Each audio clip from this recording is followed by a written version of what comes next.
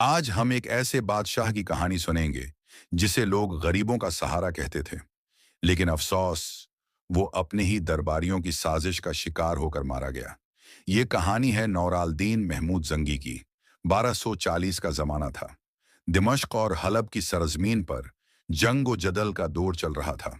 صلیبی افواج اطراف میں تباہی مچا رہی تھیں۔ لوگ بے گھر اور بھوکے تھے۔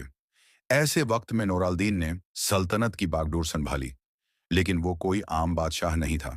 اس نے عیش و عشرت سے بھرا محل چھوڑ کر عوام کی خدمت کو اپنی سلطنت کی بنیاد بنایا۔ دن کو دربار لگتا جہاں امیر و غریب سب انصاف کے لیے آ سکتے تھے، اور رات کو وہ سادہ کپڑوں میں بھیس بدل کر گلیوں میں نکل جاتا۔ کبھی کسی یتیم کے گھر دستک دیتا، کبھی کسی بھوکے کے لیے کھانا چھوڑاتا۔ ایک دن ایک بوڑھی عورت دربار میں آئی۔ اس کے ہاتھ کانپ رہے تھے اور آنکھوں میں آنسو تھے۔ وہ بولی، اے بادشاہ، میرا بیٹا بے قصور ہے، اسے قید کر لیا گیا ہے۔ درباری ہونسنے لگے، مگر نورالدین نے فوراً حکم دیا، قاضی کو بلاؤ، ابھی انصاف ہوگا۔ تحقیق کے بعد بیٹے کی بے گناہی ثابت ہوئی۔ نورالدین نے نہ صرف اسے آزاد کرایا بلکہ بڑھیا کو سونا بھی دیا اور کہا، یہ تمہارا حق ہے تاکہ آئندہ کوئی محتاجی نہ ہو۔ اس لمحے دربار کے سپاہی، وزراء اور عوام سب دیکھ رہے تھے۔ بڑھیا کے آنسو دعاؤں میں بدل گئے۔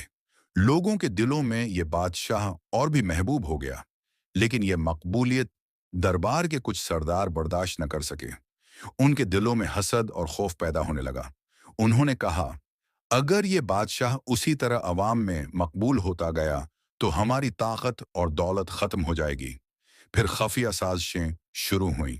کچھ وزیروں نے دشمنوں سے بھی رابطہ کیا۔ وہ موقع ڈھونڈنے لگے کہ کب بادشاہ کو راستے سے ہٹایا جائے۔ آخر وہ دن آ گیا۔ ایک رات نورالدین نماز پڑھ کر مسجد سے واپس محل کی طرف جا رہا تھا۔ چاندنی پھیلی ہوئی تھی، فضا خاموش تھی۔ اچانک اندھیرے سے تلواریں چمکیں۔ سازشیوں نے اس پر حملہ کر دیا۔ تلواریں اس کے جسم کو چیرتی گئیں۔ سپاہی دور کھڑے رہ گئے اور بادشاہ زخمی زمین پر گر پڑا۔ کچھ دن وہ موت و زندگی کی کشمکش میں رہا۔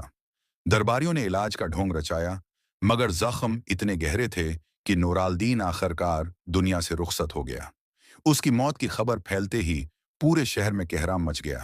یتیم بچے چیخ چیخ کر رونے لگے، بیوائیں سینہ کوبی کرنے لگیں۔